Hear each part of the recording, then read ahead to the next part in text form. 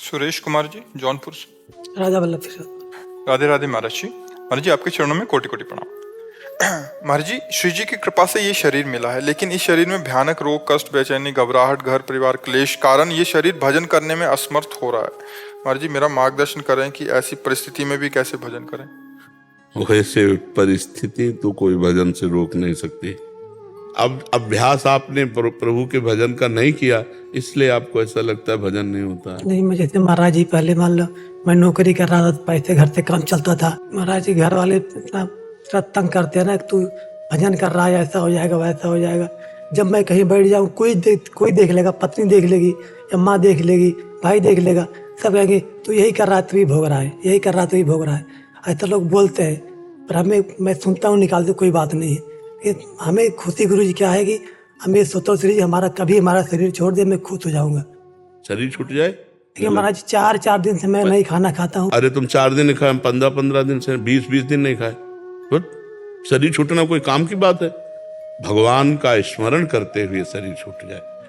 राधे राधे दोस्तों, जैसा कि आपने वीडियो में सुना, एक्चुअली मोटा मोटा सारांश ये है कि ये जो भक्त है, इसकी ये पहले नौकरी करता था, नौकरी इसकी छूट गई है तो घर पे रहता है। तो घर पे जैसे भी भजन करता है तो घर के कहते हैं कि भजन करने से घर नहीं चलेगा, तो वो भी अपनी जगह ठीक है, क्योंकि शरीर है तो संसार भी चाहिए, है ना।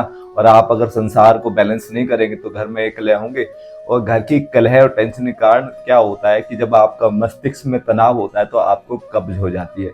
तो इस भाई को कब्ज भी है, पारिवारिक क्लेश भी है, जिसके कारण इसका भजन में मन नहीं लगता। मोटा मोटा सारांश ये है। और फिर ये इस सब से उब करके सोचता है कि मैं मर जाऊं तो अच्छा।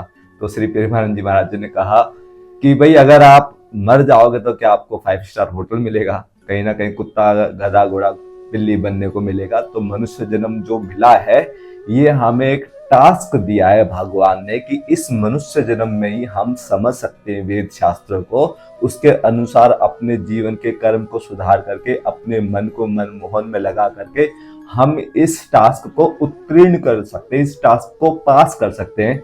ना कि इन सब परिस्थितियों से आप ऊब करके शरीर को छोड़ने का प्रयत्न करें। नंबर 2, परिस्थितियां कैसी भी हो, लेकिन आपकी मनस्थिति पे डिपेंड करता है। ये मनस्थिति कैसे होगी? सत्संग से। आपको सत्संग का आश्रय लेना होगा, जीवन जीने की कला आनी चाहिए, वो भक्ति से होगी। जैसे जैसे आपकी भक्ति बढ़ेगी, भगवान के नाम का अवलंबन बढ़ेगा, तो आपको ज्ञान होता जाएगा कि संसार में किस प्रकार से बैलेंस करके रहना चाहिए। अगर आपका शरीर है, संसार है, घर परिवार है, तो आपको अच्छे से खूब कमाने पे भी ध्यान देना चाहिए। अब हर समय अगर भजन ही भजन करते रहोगे तो संसार बिगड़ जाएगा, और वो संसार जब मस्तिष्क में घुसेगा तो आपका आध्यात्मिक चिंतन गायब हो जाएगा। इसलिए जो महापुरुष लोग कहते हैं ना कि आप संसार में है, शरीर है तो संसार भी चाहिए, और आत्मा के लिए परमात्मा चाहिए। हम लोग क्या करते हैं, संसार में तो भगवान का आनंद ढूंढते हैं, और जब भगवान के धाम में जाते हैं तो हमारी कोई चप्पल ना ले जाए, या वहां पे जाके हम संसार ढूंढते हैं कि भाई दाएं बाएं की चीजें देखते हैं, है ना।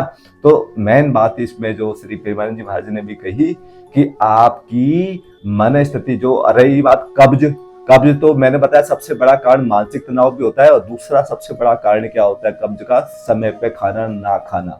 जैसे हमारा शरीर 5 तत्व से बना है, पृथ्वी, जल, तेज, वायु, आकाश। तो जो हमारा जो तेज तत्व है वो है अग्नि, है ना।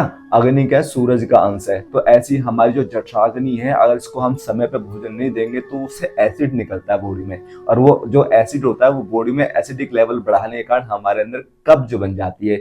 जब पेट में गैस का अफारा बनेगा ना तो होती है वो ऊपर की ओर टंग जाती है, इसलिए गैस के दबाव के कारण कब्ज होती है। तो अगर समय पर खाना नहीं खाएंगे, पानी नहीं पिएंगे, कसरत व्यायाम नहीं करेंगे तो कब्ज होनी लाजमी है। दूसरा, अगर तनाव रहेगा घर का अगर तनाव रहेगा, अगर आप काम चोरी करके, अगर हम लोग काम चोरी करके सिर्फ और सिर्फ भगवान के नाम का अवलंबन या लोक दिखावा करेंगे तो घर पे क्लेश होना मतलब स्वाभाविक है।